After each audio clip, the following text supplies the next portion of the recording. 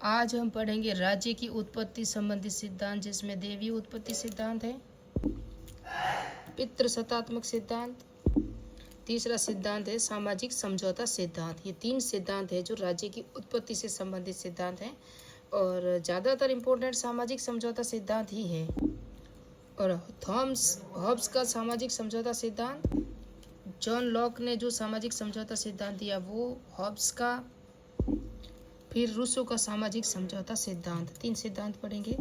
Next topic में परंपरागत आधुनिक दृष्टिकोण है ना, या राजनीतिक विज्ञान, इनको पढ़ेंगे, क्योंकि परंपरागत और आधुनिक राजनीतिक विज्ञान है ना, यहाँ से प्रश्न 100% आता है। राज्य के तो सिद्धांत हैं या सामाजिक समझौता सिद्धांत या इसकी उत्पत्ति का जो मैकाइवली वाला कल का प्रश्न मैं बताऊंगी अभी, वहाँ से आए थे। बाकी यहाँ से प्रश्न 100% एक आएगा और इनकी विशेषताओं से ही आता है। मैंने प्रश्न पिछले एग्जाम के सारे देखे हैं, तो इनकी विशेषताएं जो परंपरागत राजनीतिक विज्ञान और आधुनिक राजनीतिक विज्ञान की क्या क्या विशेषताएं हैं और प्रश्न भी बताऊंगी मैं आपको। ये प्रश्न आया था 2010 में, राज्य के पूरे टॉपिक से एक प्रश्न आया था। 2010 तक मैंने पेपर देखे हैं। आधुनिक अर्थ में राज्य शब्द का प्रयोग सर्वप्रथम किसने किया था? तो मैकाइवली ने किया था। आधुनिक राज्य की नींव रखी थी, इन्होंने कहा था। मैकाइवली ने राज्य के लिए स्टेटस शब्द का प्रयोग किया था। ये प्रश्न आया था यहाँ से, और बोधा वगैरह ये सब हैं। और एक प्रश्न राज्य से ये आया था, राज्य के तत्व कौन कौन से? 4। तो यहाँ जनसंख्या, क्षेत्र, सरकार दिया हुआ था। ये प्रभुसत्ता है ना, प्रभुसत्ता, तो यहाँ प्रभुसत्ता नहीं था, दूसरा टॉप पॉइंट था। इन चारों को याद कर लो। चारों में से जो भी आएगा अलग से वो इसके क्षेत्र में शामिल नहीं है, आवश्यक तत्वों में शामिल नहीं है। जो राज्य के आवश्यक तत्व है वो कल के पाठ में मैंने पढ़ाए हुए हैं। और राज्य की प्रकृति, स्वरूप है ना, उदारवाद, आधुनिक उदारवाद, और प्राचीन जो या परंपरागत या शास्त्रीय उदारवाद, वो कल का वीडियो। आज राज्य के टॉपिक है ना, राज्य टॉपिक इसका दूसरा पार्ट है पॉलिटिकल साइंस में। तो देवी उत्पत्ति सिद्धांत है ना, ये सबसे प्राचीन और काल्पनिक सिद्धांत है। क्या है? सबसे प्राचीन और काल्पनिक सिद्धांत है। इस मान्यता पर आधारित है कि इस राज्य ईश्वर की रचना व राजा के माध्यम से ईश्वर धरती का शासन करता है। राज्य है ना वो ईश्वर की रचना है। किसकी? भगवान ने बनाई, यानी कि राजा के माध्यम से ईश्वर खुद धरती पर शासन करते हैं। ये प्राचीन मान्यता थी, जब मानते थे हम। और राजा की पूजा भी की जाती थी प्राचीन समय में कि ये ईश्वर प्रदत्त जो भी है, इस ईश्वर ने भेजा है या भगवान ने भेजा है। प्राचीन भारतीय परंपरा में अंतर्गत महाभारत में शांति पर्व में इसका वर्णन मिलता है या संकेत मिलता है। किसके अंदर? शांति पर्व में, जो महाभारत के। जिस तरह हमने कल राज्य की जो थी ना प्रकृति, उसके अंदर भी शांति पर्व है, मनुस्मृति, उसके अनुसार राज्य के जो प्रकृति तत्व थे, 7 तत्व कौन कौन से थे वो देखना, मैंने वहाँ बताए हुए हैं। मनुस्मृति के अनुसार पृथ्वी पर फैली अराजकता को शांत करने हेतु ईश्वर ने राजा की रचना की। ये मनुस्मृति में रचना लिखा हुआ है। और ये प्राचीन देवी उत्पत्ति सिद्धांत है ना राजा की। रॉबर्ट फिल्बर ने अपनी कृति कौन सी है? पैट्रियट में देवी सिद्धांत का भी समर्थन किया। किसने किया है? रॉबर्ट फिल्मर ने किया है। इंग्लैंड के राजा जेम्स प्रथम अपनी पुस्तक टूल्स ऑफ फ्री मोनार्कीज में लिखा है कि राजा पृथ्वी पर ईश्वर की श्वास लेती प्रतिमाएं हैं। राजा कभी दुराचारी नहीं होता है। यह इंग्लैंड के राजा जेम्स प्रथम ने लिखा था। फ्रांस के राजा लुई 14वें ने सिद्धांत का समर्थन किया। फ्रांस का जो राजा था ना, लुई 14वें ने इनका भी समर्थन किया और कहा कि राजा ईश्वर का प्रतिबिंब है। अपने आप को सब ईश्वर प्रदत्त मानते थे। वर्तमान में हमने देखा मोदी जी भी कह रहे हैं कि हमें यहाँ का नहीं, मेरी जो आत्मा है ना वो अलौकिक शक्ति से जुड़ी हुई है। मोदी जी भी कहते हैं, जो भारत के प्रधानमंत्री हैं। तो उनके अंदर जो है ना प्राचीन में घमंड आ गया था, अपने आप में वो हो गया था कि अपनी सीट छोड़ने को तैयार नहीं थे। तो वो बस अपने आप को भगवान ही कहने लगे थे। आगे हम पढ़ेंगे किस तरह से इनको भी हटाया जाएगा, किस तरह से इनकी जो उत्पत्ति वगैरह है आगे देखेंगे। राज्य ईश्वर निर्मित संस्थाएं, देवी सिद्धांत की प्रमुख विशेषताएं। राजा ईश्वर का प्रतिनिधित्व है, यानी कि राजा ने ही, भगवान ने ही ऊपर से भेजा है। और राजा अपने अधिकार सीधे ईश्वर से प्राप्त करता है और देवी गुणों से युक्त है। राज सत्ता निरंकुश है, कोई भी मानवीय इकाई इसे चुनौती नहीं दे सकती। जिस प्रकार ईश्वर जो भी करता है ठीक करता है, वैसे ही राजा जो भी करता है कुछ गलत नहीं करता। इस तरह से मान्यता थी राजा के प्रति। राजा वंशानुगत है, प्रजा इस अधिकार को नहीं छीन सकती। राजा की आज्ञा का पालन करना प्रजा के लिए अनिवार्य है। पतन के कारण क्या क्या हुए? अब इनका जो पतन हुआ वो किस तरह से? सामाजिक समझौता सिद्धांत का उदय हुआ, जिससे यह प्रतिपादित किया गया कि राज्य देवी संस्था न होकर एक मानवीय संस्था है। राजा और चर्च में चले संघर्ष ने भी इसके पतन की भूमिका निभाई। मानवीय संस्था है, जब तक आपके जो प्रजा है वो चाहती तभी राजा रहोगे। जब प्रजा आपके खिलाफ खड़ी हो जाती है ना, तो आपको कुर्सी छोड़नी पड़ती है। प्रजातांत्रिक विचारधारा के उदय के कारण ये सिद्धांत ने अपना महत्व खो दिया। कोई न कोई तो विरोध करेगा। आप उनकी समय है था, वो समय हमेशा एक समान नहीं रहता, वो परिवर्तन करता रहता है। तो क्या हमेशा ईश्वर प्रदत्त थोड़ी ना रह सकता। इस सिद्धांत के प्रमुख समर्थन कौन थे? ये पितृसत्तात्मक सिद्धांत आया उसके बाद। किसके बाद? देवी उत्पत्ति सिद्धांत के बाद। पितृसत्तात्मक सिद्धांत के प्रमुख परिवार का पैतृक मुखिया पुरुष था, परिवार का वंश परंपरा पिता से चलती थी, परिवार में विवाह प्रथा स्थायी थी, ये परिवार की व्यवस्था। रक्त संबंधी परिवार में सदस्यों की एकता का मुख्य सूत्र था। परिवार मुखिया की शक्तियों का निरपेक्ष थी। राज्य के विकास का आधार पितृ प्रधान व्यवस्था थी। राज्य का विकास का जो आधार था। मातृ सत्तात्मक सिद्धांत के समर्थक कौन थे? मैकलेन, मार्गेन्यू और जैक्स। प्राचीन समाज में रचाई स्थायी विवाह की संस्थाएं नहीं थी। समाज में बहुपतित्व की व्यवस्था थी, बहुपतित्व की, और संतान को माता के कुल के नाम से जाना जाता था। प्राचीन समय में माँ पितृसत्तात्मक भी थी। सिंधु घाटी सभ्यता थी ना, वो मातृ सत्तात्मक सभ्यता थी। ये भी आपने अगर पढ़ा हो तो प्राचीन इतिहास में। और दक्षिणी भारत में आज भी ऐसी कुछ जनजातियां हैं जहां मातृ सत्तात्मक परिवार है। संपत्ति व सत्ता की अधिकारिणी भी माता होती थी। पितृसत्तात्मक जो सिद्धांत है या मातृ सत्तात्मक सिद्धांत, ये राज्य के आवश्यक तत्व थे और ये राज्य का निर्माण करने में सहायक थे। क्योंकि पितृसत्तात्मक या मातृ सत्तात्मक परिवार होते हैं ना, परिवार में क्या होते हैं? व्यक्ति, और मानव ही व्यक्ति, जो भी मानव है वो ही तो राजा का निर्माण करेंगे या उसको चुनेंगे। तो ये सबसे छोटी इकाई मान लो, इस तरह से होता है। फिर शक्ति सिद्धांत आया। इस सिद्धांत के अनुसार राज्य की उत्पत्ति का एकमात्र कारण शक्तिशाली व्यक्तियों द्वारा निर्बल व्यक्तियों को अपने अधीन करने के कारण राज्य के जो उदय हुआ। किस तरह से हुआ? शक्तिशाली दो सेनाएं आपस में भिड़ गई, जिसकी जीत हुई वो राजा होगा, जिसकी हार हो गई वो गया, यानी कि उसके शासन गया। वो जो वर्तमान में मध्यकालीन भारतीय इतिहास में हमने देखा है, मुगल आए, किसको हराया, कोई राजा आया जिसने जिसको हराया, वहां उसका शासन हो गया। युद्ध राजा की उत्पत्ति का प्रमुख कारण था। युद्ध है ना, वो राजा की उत्पत्ति का प्रमुख कारण था। युद्ध से ही सब हुआ था। वॉल्टेयर के अनुसार प्रथम राजा एक भाग्यशाली योद्धा था। जैक्सन के अनुसार ऐतिहासिक दृष्टि में वह सिद्ध करना तनिक भी कठिन नहीं कि आधुनिक राजनीतिक समाजों का अस्तित्व सफल युद्धों में निहित था। बलनसली ने कहा, शक्ति के बिना न कोई राज्य जीवित रहता है, न ही रह सकता है। कौन नहीं रह सकता? राज्य। और ये बलनसली की परिभाषा इंपॉर्टेंट है। बिस्मार्क ने राज्य का आधार रक्त और लोहा माना। क्या माना? रक्त और लोहा राज्य का आधार। ट्रिस्टके ने शक्ति सिद्धांत का समर्थन किया। शक्ति सिद्धांत की विशेषताएं देखते हैं। विशेषताओं से ज्यादा प्रश्न आता है। शक्ति राज्य की उत्पत्ति का एकमात्र आधार। शक्ति का आशय भौतिक और सैनिक शक्ति से है। प्रभुत्व की लालसा, आक्रामकता मानव स्वभाव का अनिवार्य घटक है। प्रकृति का नियम है कि शक्ति ही क्या है? न्याय है। प्रत्येक राज्य में अल्पसंख्यक शक्तिशाली शासन करते हैं तथा बहुसंख्यक शक्तिहीन अनुकरण करते हैं। वर्तमान में राज्यों का अस्तित्व भी शक्ति की पर ही तो है। आजकल देखते हैं तो आजकल पॉलिटी जो राजनीतिक इतिहास है वो भी हम शक्ति कहीं न कहीं किसी न किसी रूप में शक्ति दिखाई दे रही है। और राजनीति में तो हम नहीं जाएंगे, लेकिन हम ये देख रहे हैं कि जहाँ जिसके पास पावर है, चाहे पैसा वगैरह है, तो उसका ही शासन है, उसका ही बोलबाला है। आलोचना। शक्ति राज्य की उत्पत्ति का एकमात्र तत्व नहीं है। टी.एच.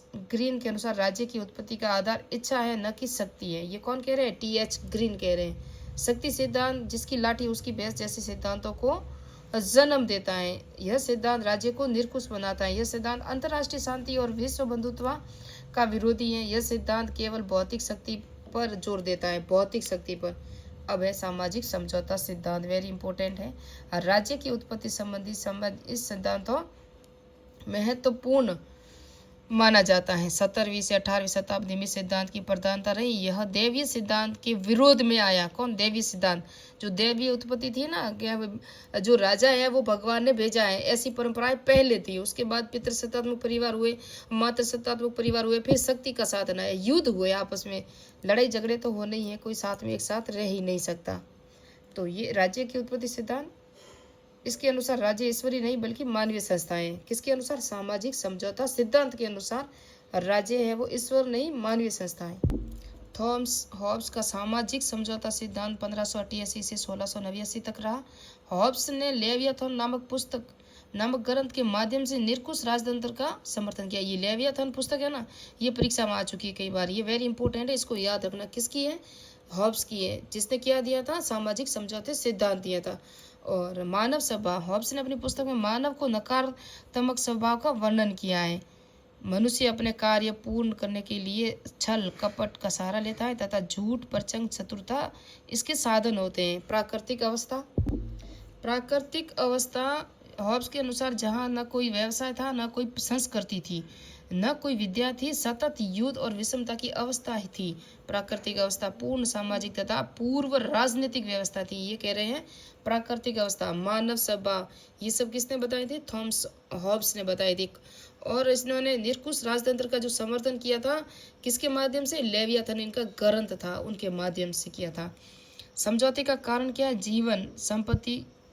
जीवन संपत्ति की असुरक्षा। क्या है? असुरक्षा की भय से व्यक्तियों ने इस बात के लिए प्रेरित किया कि वे इस असहनीय प्राकृतिक अवस्था का अंत करके राजनीतिक समाज का निर्माण करें। ये सामाजिक समझौते का जो कारण था, ये थॉमस हॉब्स के अनुसार कारण था। सामाजिक समझौते के अनुसार प्रत्येक व्यक्ति दूसरे व्यक्ति से कहता, मैं इस व्यक्ति और सभा को स्वयं को शासित करने के अपने अधिकार और शक्ति का समर्पण करता हूँ, तुम भी यही करोगे। यानी कि मैं जिस पार्टी का समर्थन करती हूँ या करते हूँ, आप भी उसका समर्थन करो। एक दूसरे को एक पार्टी या किसी विशेष व्यक्ति के साथ जोड़ना, वो क्या होता है? सामाजिक समझौता। वो कह रहे हैं यह समझौता एक पक्षीय था। इस समझौते में शासक समझौते का पक्षकार नहीं है। कोई इस शासक होता है ना, वो इस समझौते का पक्षकार नहीं है।